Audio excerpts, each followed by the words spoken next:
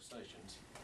But what does allow to happen is to allow government to take the lead and say it's time to make these changes.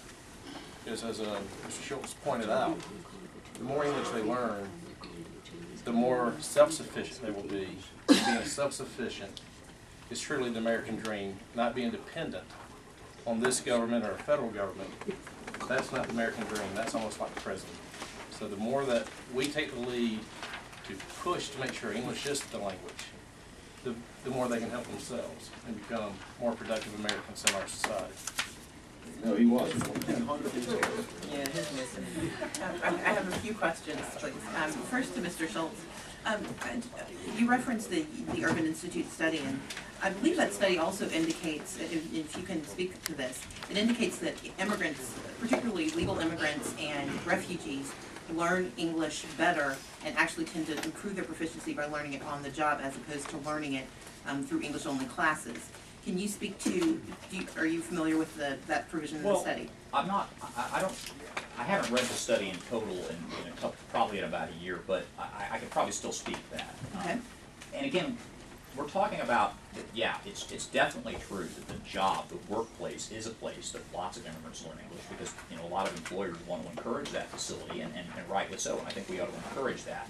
But I think that we're not talking about sort of that versus sort of English-only classes. I mean, this bill would very much keep in place, or this becomes law, that practice of businesses. I mean, there are a whole, not just businesses, but churches, community organizations, all of those organs that help promote English and teach English to immigrants, still in effect. And we're certainly not advocating a sort of sink or swim mentality here. So you would agree that on-the-job learning of English is important? And absolutely, it's important.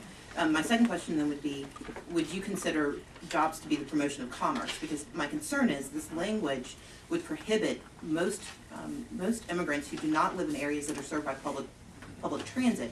It would prohibit them from actually getting a driver's license and legally being able to engage in the promotion of commerce and the travel to the jobs that would be necessary for them to integrate fully into our community. It would also more than likely force them onto the welfare rolls because these are not citizens who are prohibited by law. We're not talking about illegal immigrants. You're talking about legal immigrants and refugees who are here by law, who have been validated by the federal government, and they would, under this law, be captured and would be prohibited from seeking driver's licenses, which would, in most areas of Georgia, prohibit them from being able to engage in the production of commerce and being able to get to their jobs. Can you speak to that, please? With respect, I think that's something that public policy probably needs to think about, but I don't think that the commerce language in this particular legislation would be interpreted or should be interpreted that expansively. So you don't believe that the commerce language should prohibit the ability to secure a driver's license? No, I believe that the commerce language, in other words, Representative Bearden, the amendment that he was talking about, was that there's no specific mention of driver's licenses in this. There's no specific mention in the text as it is right now. And I don't think that the commerce language that you reference would authorize the driver's license test. That is not authorizing language for the driver's license test to be done in multiple languages. I would not interpret it that way. Do you think it would prohibit the issuance and the offerings? Because if you read this in conjunction with subsection 2, would you not agree that this language seems to prohibit the driver's licenses test to be offered in languages other than English? I think that this language does prohibit that, yes. And so you don't believe there's a contradiction between allowing the promotion of commerce in one section, but prohibiting the execution of that promotion of commerce in a separate section? I don't, because commerce, and there's a whole bunch of Supreme Court cases on this, albeit in a different context, sort of how expansively commerce, I mean, you can always... I wanted to thank Representative Bearden particularly for the language on page 1, starting on line 23. Among the powers reserved to each state is the power to establish English as its official language and otherwise to promote the use of English within the state.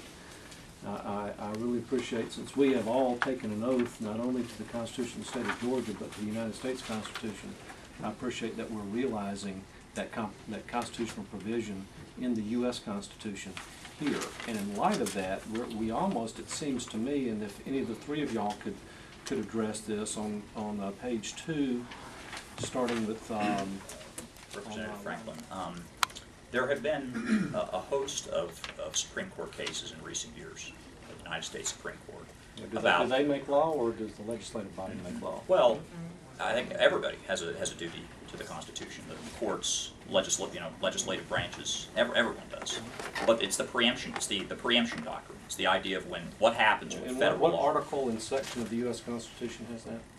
Well, I mean, it's based all the way back in the line of the Marbury versus Madison case, the McCulloch v. Maryland case. I mean, it goes all the way back to the founding of the Republic. Now, there are many who take issue with some of those cases, which are pretty foundational to our legal system. But again, I would say, and I'm not even necessarily talking about what the right interpretation is so much as what the interpretation is, like what the black letter law is, and at this point. And that is that when state law and federal law clearly conflict, that the federal law, the supremacy clause of the Constitution, the federal law trumps, and there are federal statutes that make certain demands, make certain requirements of states, and states, again, a whole line of pretty, fundamental cases, and not just recent either. I mean, not Warren Court decisions. We're talking all the way back to, John Marshall, have so held. And again, I'm not necessarily taking a position on that, but I guess I would just say that would probably be the answer that the Attorney General would give you as well. A lot of times, and I think we think a lot on the Constitution, but sometimes from federal law puts limits on states, which I don't think they should do. I'm a states' rights person. I think we have the right in the state to do things, and they shouldn't interfere with what we do, but sometimes they do. And when that happens, when we do certain bills or constitutional amendments to our Constitution, or just guide it to be within those confines, I don't like it very much either. But to make sure it passes and make sure this is upheld, until we can get judges that interpret the Constitution and what it states, not what they want it to say, this is where we are. And this is why that language was put in there. I know that may not answer your question either, but I think that I agree with you that we must interpret the Constitution to what it says, not to what we think or what we want it to say.